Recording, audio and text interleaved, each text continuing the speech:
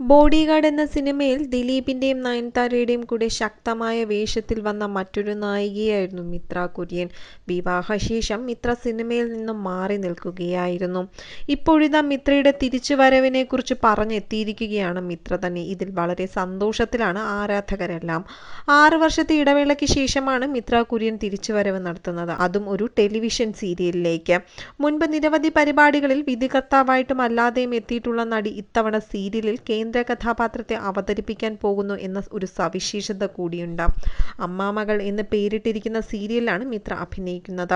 C കേരളത്തിൽ സംപ്രേഷണം ചെയ്യാനൊരുങ്ങുന്ന സീരിയലിൽ സംഗീത എന്ന കഥാപാത്രത്തിലൂടെയാണ് മിത്ര തിരിച്ചുവരവിനൊരുങ്ങുന്നത്.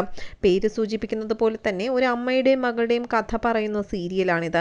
ഇതിൽ അമ്മ വേഷത്തിലെത്തുന്നത് മിത്രയാണ്, മകളായി എത്തുന്നത് മരിയ പ്രിൻസും. ഒക്ടോബർ 25 മുതൽ തിങ്കൾ മുതൽ വ്യാഴം വരെ രാത്രി 9 മണിക്കാണ് പരമ്പര ഉണ്ടാവുക. ഇതൊരു താളം തെറ്റിയ താരാട്ട് എന്ന തലവാചകത്തോടെയാണ് സീരിയലിന്റെ പോസ്റ്റർ റിലീസ് ചെയ്തിരിക്കുന്നത്. 2015 സംഗീത സംവിധായകനായ വില്യൻ ഫ്രാൻസിസുമായിട്ടായിരുന്നു മിത്രയുടെ വിവാഹം നടന്നത്. അതിനുശേഷമാണ് മിത്ര അഭിനയ ജീവിതത്തിൽ നിന്നും താൽക്കാലികമായി ഇടവേള എടുത്തത്. വർഷങ്ങൾ നീണ്ട പ്രണയത്തിലൊടുവിലായിരുന്നു ഇരുവരുടെയും വിവാഹം നടന്നത്.